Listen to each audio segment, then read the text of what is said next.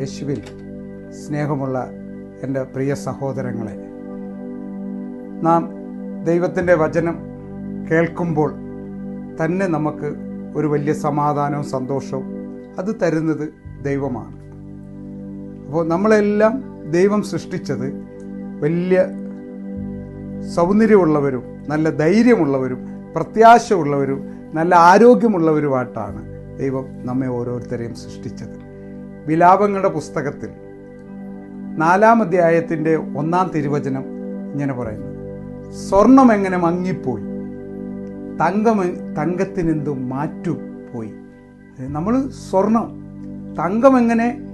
എങ്ങനെ മങ്ങിപ്പോയി, തങ്കത്തിൻ്റെ മാറ്റെങ്ങനെ കുറഞ്ഞു. പ്രൈസലോ, ഹല്ലേലൂയ. നമ്മളെ സ്വർണം പോലെ പവിത്രമായ വിശുദ്ധമായതായിട്ട് വിശുദ്ധി ഉള്ളവരായിട്ടാണ് ദൈവം നമ്മളെ സൃഷ്ടിച്ചത്. എങ്ങനെ മങ്ങിപ്പോയി? മങ്ങുക, ദൈവമില്ലാത്തവരെല്ലാം മങ്ങുന്ന വെളിച്ചം നഷ്ടപ്പെടുന്നവരാണ് ദൈവം ഇല്ലാത്തവർ ഓരോ വ്യക്തികളും. യേശുവിൽ ഏറ്റവും സ്നേഹമുള്ളവരെ, ദൈവം ഒരു വലിയ പ്രകാശമാണ്. ദൈവത്തിന് വേണ്ടത് എന്താണ്? നിങ്ങളുടെ ഹൃദയമാണ്. അതുകൊണ്ടാണ് ജോയൽ പ്രവാചകൻ പറഞ്ഞത്, നിങ്ങളുടെ വസ്ത്രമല്ല കീറേണ്ടത്, നിങ്ങളുടെ ഹൃദയമാണ് കീറേണ്ടത്. നമ്മുടെ ഹൃദയത്തിൽ നിന്നാണ് എല്ലാ പ്രവർത്തനങ്ങളും ആരംഭിക്കുന്നത്. അതുകൊണ്ട് നാം കീറേണ്ടത് നമ്മുടെ വസ്ത്രമല്ല, നമ്മുടെ ഹൃദയമാണ് കീറേണ്ടത്. നമ്മുടെ ഹൃദയത്തിൽ ഇരിക്കുന്ന സകല മാലിന്യങ്ങളും പോകുമ്പോൾ, നമ്മുടെ അഴുക്കുകൾ പോകുമ്പോൾ നമ്മുടെ മുഖം ശോഭയുള്ളതായി മാറും. കർത്താവ് ശിഷ്യന്മാരുമായി മലമുകളിലേക്ക് പോയി അവിടെ പ്രാർത്ഥിച്ചിട്ട് തിരിച്ചു വരുമ്പോൾ ശോഭയുള്ളതായി നമുക്ക് കാണാം. രൂപാന്തരീയ തിരുനാളിൽ ആ ഭാഗമാണ് നമ്മൾ വായിക്കുന്നത്. ആ വിലാപങ്ങളുടെ പുസ്തകത്തിൽ അതാണ്. സ്വർണം എങ്ങനെ മങ്ങിപ്പോയി. സ്വർണം എങ്ങനെയാണ് മങ്ങുന്നത്? അഴുക്ക് പിടിക്കുമ്പോൾ, കറ പിടിക്കുമ്പോൾ. നമ്മുടെ എല്ലാ ജീവിത സാഹചര്യങ്ങൾ വഴി നമ്മൾ കറ പിടിച്ചിരിക്കുകയാണ്.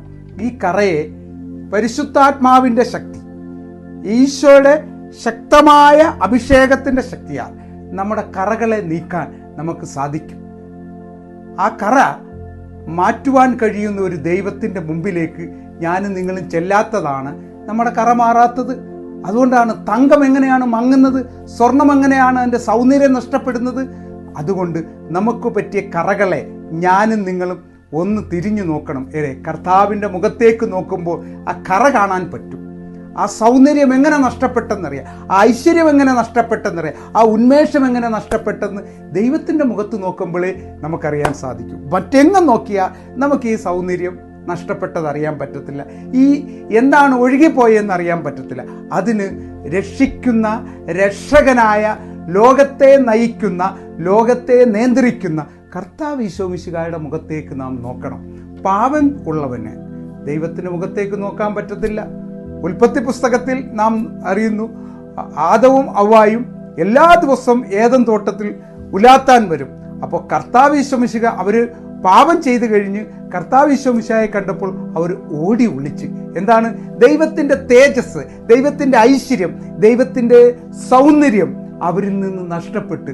അപ്പോൾ സൗന്ദര്യം നഷ്ടപ്പെടുന്നവർക്ക് ആർക്കും ദൈവത്തെ നോക്കാൻ പറ്റുകയില്ല. അതാണ് വിലാപങ്ങളുടെ പുസ്തകത്തിൽ പറഞ്ഞ സ്വർണം എങ്ങനെ മങ്ങിപ്പോയി. നമ്മൾ മങ്ങിയിരിക്കുകയാണ്, സ്വർണമായിട്ടാണ്, വിശുദ്ധി ഉള്ളവരായിട്ടാണ് എന്നെയും നിങ്ങളെയും ദൈവം ഈ ഭൂമിയിലേക്ക് അയച്ചത്. പക്ഷേ മങ്ങിപ്പോയി. മങ്ങാനുള്ളവരല്ല, വെളിച്ചമാകാനുള്ളവരാണ്. അത് ഒരാൾക്കല്ല, എൻ്റെ കുടുംബത്തിലല്ല, എൻ്റെ സമൂഹത്തിൽ മാത്രമല്ല, എല്ലാവർക്കും പ്രകാശമാണ് ഞാൻ, ലോകത്തിൻ്റെ പ്രകാശമാണ്.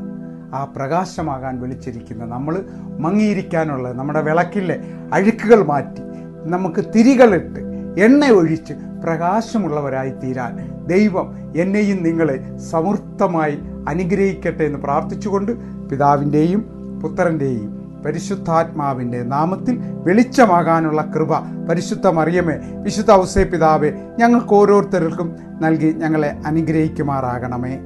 ആമേൻ. Praise the Lord. ഹല്ലേലൂയ.